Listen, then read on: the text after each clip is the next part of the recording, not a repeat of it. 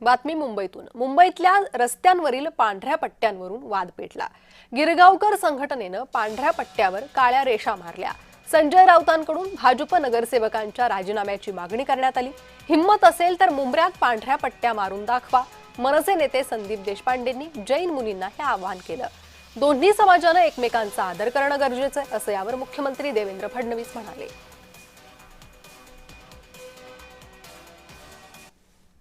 भाजपच्या प्रमुखांनी त्याच्यावरती बोलावं। मुंबईच्या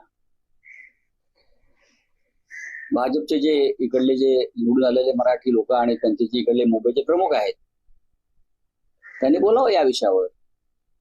का आम्ही काय ठेका घेतलाय? पण मुंबई ही मराठी माणसाची आहे।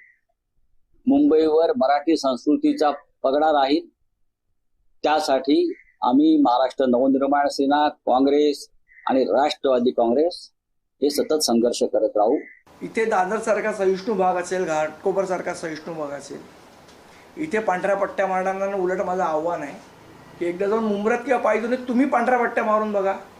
तुमची हिंमत आहे का? आम्ही तर आंदोलन करून दाखवलं, तुमच्यात हिंमत असेल तर तुम्ही करून दाखवा।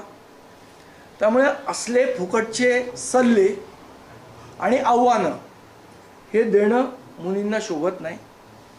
मुळात त्यांचा प्रॉब्लेम असा आहे की धर्माच्या नावावर काय करायचं आणि काय नाही करायचं याचं ज्ञान या लोकांना नाहीये। एखाद्या समाजाची एखादी परंपरा असेल तर ती परंपरा त्यांनी सांभाळली पाहिजे। इतर समाजाने त्याचा एक प्रकारे मला असं वाटतं की आदर केला पाहिजे आणि इतर समाजाचा आदर देखील ज्यांची परंपरा आहे त्यांनी केला पाहिजे। दोघांनी एकमेकाचा आदर करणं हे मला असं वाटतं की आपल्या संस्कृतीत एकमेकाचा आदर करणं हेच महत्त्वाचं आहे।